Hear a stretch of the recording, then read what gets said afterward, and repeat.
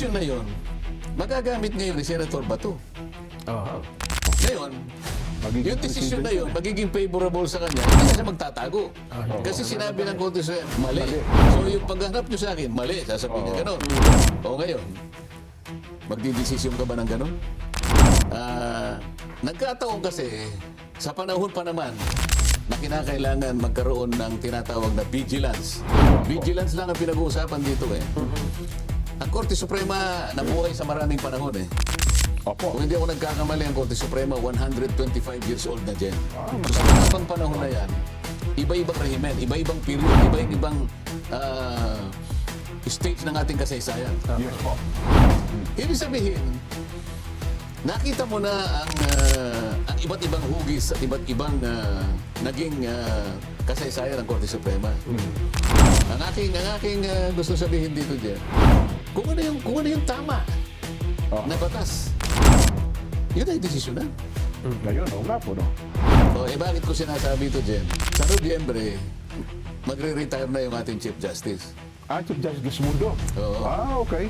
Ngayon, siguro, hindi ko alam. Sabihin na lang nating 10 sa 15 ang naghahangad na maaaring siya ang makapalit ng Chief Justice. Yung kasalukuyang Mundo. ano ngayon. Kung kayong dalawa ay Associate kasama kaya sa 10. sino? Tender. Hindi lang kayo nag-uusap ni Nelson, pero siyempre, Naghahangad din naman maging Chief kayong Justice. dalawa ay ano po? naghahangad. Naging puro maestrado. Sino ba yung appointing authority? Ay, ang Pangulo po. O nagpapakaingat ka ngayon sa Oo nga. paggawa mo ng pagganap mo ng tama. Pagdesisyon mo ng tama, baka hindi naman mabutihin nung... Baka masamain ng Di ba? appointing authority. Sinasabi ko ito, totoo lang ito. I-open ko yung posibilidad na kaya nagtatagal. Halimbawa, bigyan kita ng halimbawa. Yung petisyon na inihain sa Korte Suprema na naghahanap ng kasagutan kung yung pagkaka-rendition ni dating Pangulong Duterte ay legal at makatwiran. Opo. Wala pa desisyon. Wala pa. Hanggang ngayon, Halos higit na 1 taon na yun.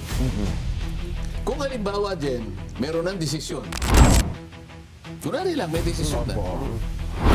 Kunwari lang, sinabi sa desisyon na yun na legal talaga Yun. ang pagkakadala sa Netherlands. Kapagkat hindi man lang siya nabigyan ng kaukulang due process sa magitan ng ating mga domestic legal system. Yung desisyon na yun, magagamit ngayon ni Senator Bato. Oo nga, no? Ngayon, Magiging yung desisyon na yun, presidente. magiging favorable sa kanya, hindi na siya magtatago. Kasi sinabi ng Korte Suprema, mali. Mali. So yung paghanap nyo sa akin, mali. Sasabihin niya gano'n. O ngayon, magdidesisyon ka ba ng gano'n?